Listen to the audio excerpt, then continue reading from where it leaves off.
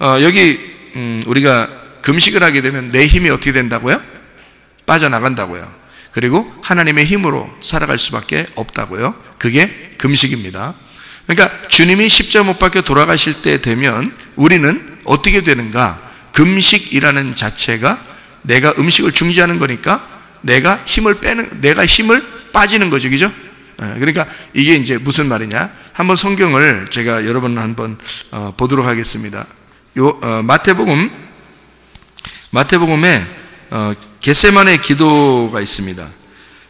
26장, 마태복음 26장에 나오고 있는 말씀이거든요. 52절에 이에 예수께서 이르시되 네 칼을 도로 칼집에 꽂으라. 칼을 가지는 자는 다 칼로 망하느니라. 이렇게 되어 있거든요. 그러면 왜 이런 말 했어요? 예수님이? 왜 이런 말 했어요? 베드로가 칼로 대제사장의 종을 칼로 쳐가지고 귀를 떨어뜨렸거든요. 귀를 잘라버렸어요. 그러니까 예수님이 그 귀를 어떻게 해요? 붙여주고 그 다음에 베드로한테 뭐라고 그러냐면 야, 칼을 도로 칼집에 집어넣어라. 그렇게 얘기해요. 왜요? 베드로가 칼을 딱 들고 칼로 탁 때렸어요. 그러면 칼로 치는 자가 된 거죠. 그러나 예수님은 뭐라 그래요? 칼을 도로 집어넣어. 그러면 칼로 치는 자가 되지 마라. 그 말이죠. 칼로 치는 자가 되지 마라. 그러면 칼로 치는 자가 되지 마라. 그 말은 반대로 뭐가 되란 얘기예요? 칼로 치는 자가 되지 말고 칼로 맞는 자가 되라. 그 말이에요. 예수님은 그 시간에 어떻게 되려고 그 시간에 거기에 있었죠? 잡혀서 십자가에 매달리려고 거기에 있는 거예요. 그러니까 한마디로 말하면 예수님은 칼을 휘두르는 게 아니라 자기의 칼을 칼집에 집어넣은 사람이죠.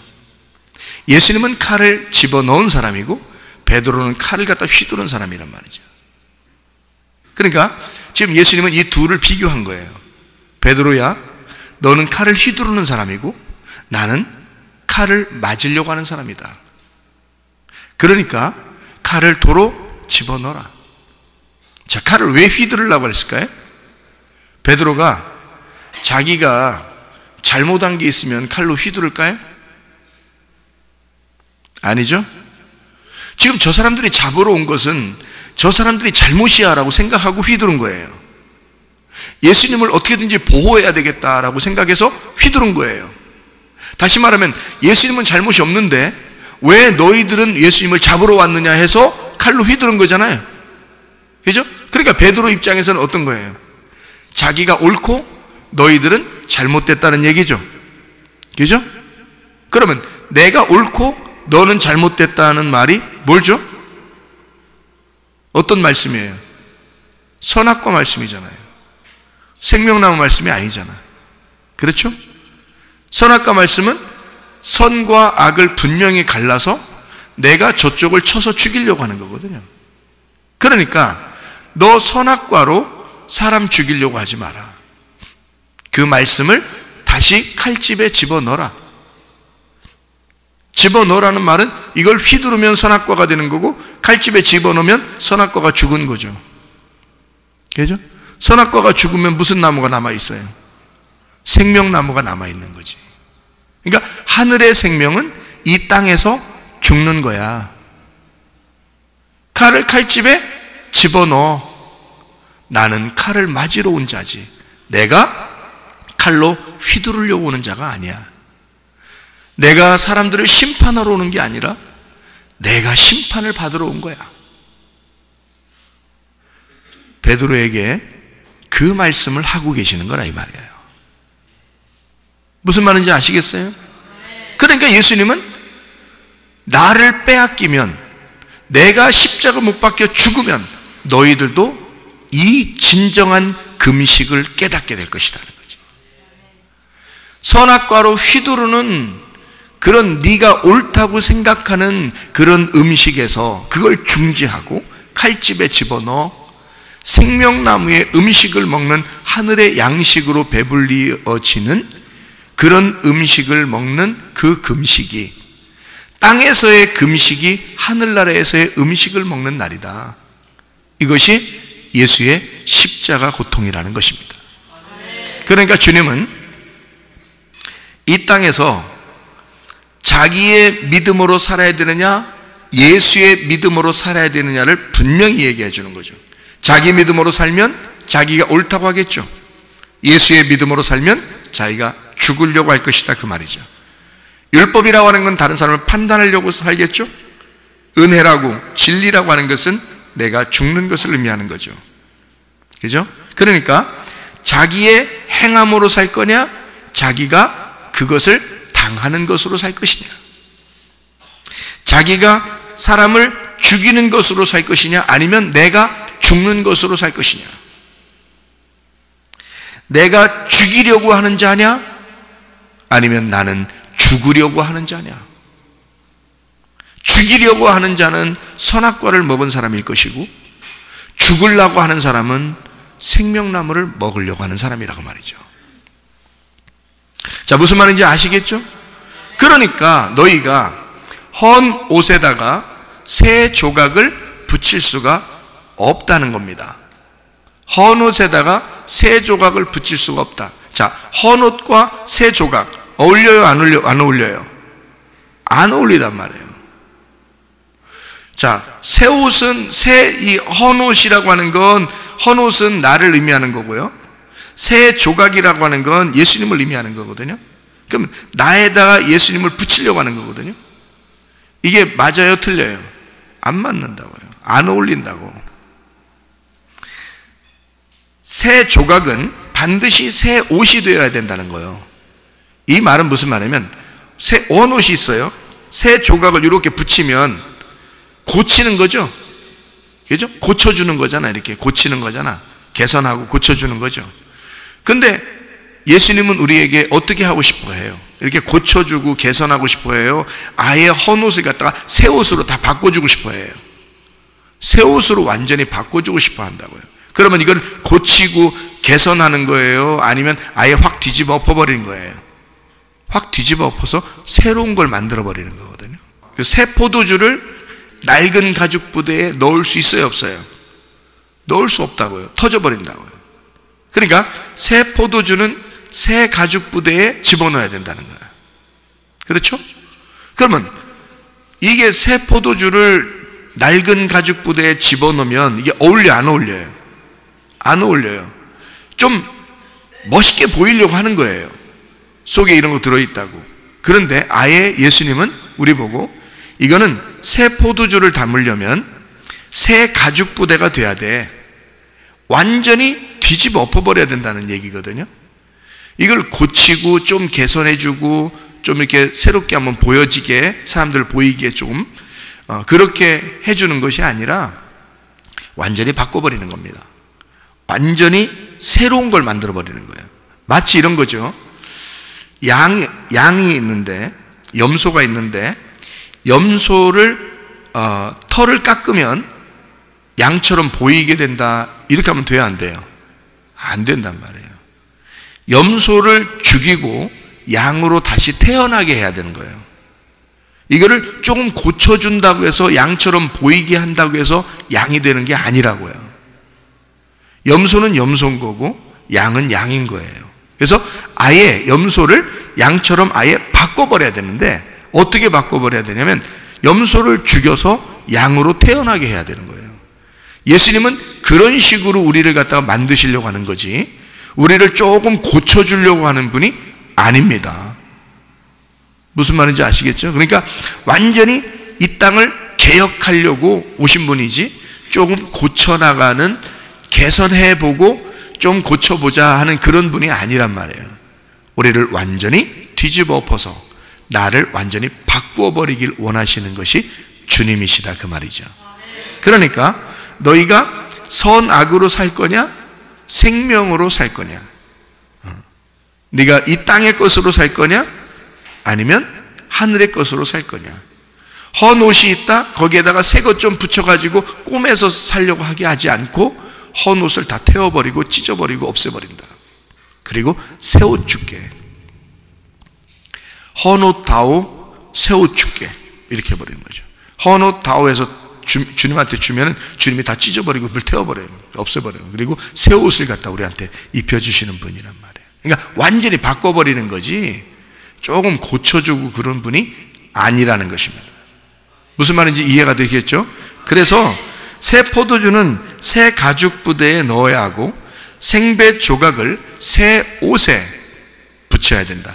이렇게 되면 무슨 말이냐면 새 옷, 새 가죽 부대라는 것은 뭐냐면 그 껍데기 가죽이요, 부활해서 예수님의 성령에 의하여 부활해서 새로운 교회가 되었다는 말입니다. 새로운 몸이 되었다는 말이에요. 그러니까 부활해서 새로운 교회가 되고 하나님의 성령에 의하여 인도함 받는 새 예루살렘이 되었다. 그런 새 가죽 부대 또 새 옷에 이것이 새 것이 어울리게 된다는 겁니다. 그러니까 주님은 반드시 우리를 새롭게 만들고 그 안에서 함께 거하시겠다는 얘기입니다. 이게 우리가 이제 마태복음 9장 15절의 말씀에 보면요, 손님들이 신랑과 함께 있을 동안에 슬퍼할 수 있느냐? 그러나 신랑을 빼앗길 날이 이르니 그때는 금식할 것이니라. 이렇게 되어 있거든요. 자, 말씀이 육체하고 합해졌을 때는 반드시 어떻게 와야 되나요? 말씀이 육체하고 합해지면 말씀이 육신으로 왔어요. 그러면 이 육신은 반드시 어떻게 돼야 돼요? 죽어야 돼요. 반드시 죽어야 하고 반드시 찢겨야 합니다. 왜냐하면 헌 거니까, 육신이니까. 그러니까 찢겨야 하고 찢겨 나가 낡은 가죽 부대를 찢어 없애버려야 된다는 거죠. 그러니까 말씀이 육체가 아니라 부활하게 되면, 죽어서 찢어서 태워버리고 그리고 이 말씀이 부활하게 되면 우리에게 말씀이 육체하고 합해지겠어요? 그리스도의 몸으로 합해지겠어요? 그리스도의 몸으로 합해진단 말이에요. 그러면 이 그리스도의 몸으로 합해진 이 그리스도의 몸은 새 부대가 된다는 거죠. 새 가죽 부대가 되니까 예수님이라는 새 포도주를, 부활하신 예수님을 거기에다 담는 거지, 부활한 교회에 담는 거죠. 부활하신 그 성령님 안에서 예수님을 담는 거죠. 부활하지 않고 죽어야 할 육체에 담겠냐고요. 그건 찢어져야, 반드시 찢어져야 하고 그건 불태워져야 된다는 거죠. 이거를 붙여놓고서 오랫동안 버티고 있다고 이게 되는 게 아니라 이거는 당연히 찢어져야 하고 당연히 없어져야 된다, 그 말이죠.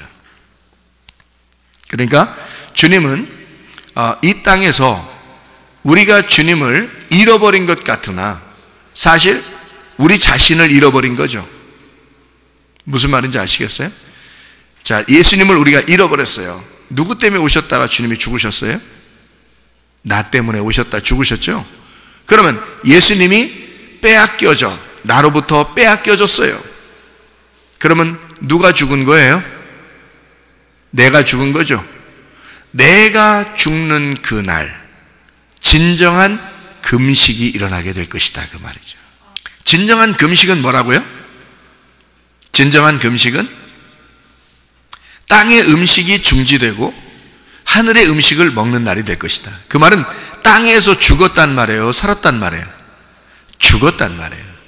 그러니까 예수가 죽으면 그러면 나는 죽는 거라고. 그러면 땅의 음식으로 먹고 살 수 있어요, 없어요? 없죠.